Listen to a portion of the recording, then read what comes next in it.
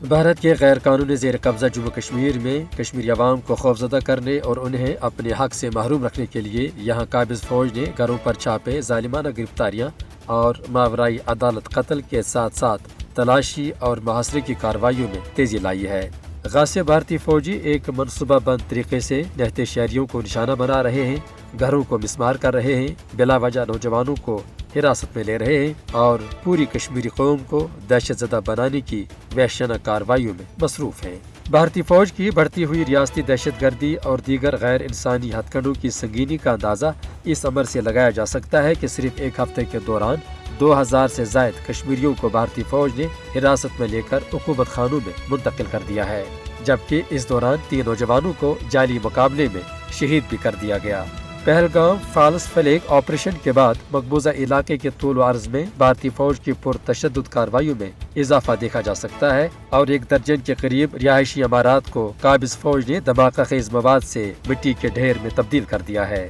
مقبوضہ علاقے میں مودی سرکار کے امن اور ترقی کے دعوے کھوکھلے ثابت ہو رہے ہیں، لہذا انتقامی کارروائی کے طور پر اب مودی سرکار چن چن کر کشمیریوں، خاص طور پر کشمیری نوجوانوں کو نشانہ بنا رہی ہے۔ کشمیری عوام نے کبھی بھی اپنی سرزمین پر بھارت کا ظالمانہ راج تسلیم نہیں کیا ہے، انہوں نے ہمیشہ بھارت کے ظلم و جبر کا بہادری سے مقابلہ کیا ہے۔ یہ قوم آج بھی اپنے حق کے حصول کے لیے پرعزم ہے۔ نہتے کشمیریوں پر ڈھائے جانے والے ان بدترین مظالم پر بھارت کو جواب دہ بنایا جانا چاہیے۔ اسی طرح اس متنازع خطے میں بھارتی فوج کی ریاستی دہشت گردی کے خاتمہ اور انسانی حقوق کے احترام کے لیے بین الاقوامی اداروں کو فوری طور پر مداخلت کرنی چاہیے تاکہ کشمیری عوام کو بھارتی حکمرانوں کی شفاقت سے نجات مل سکے۔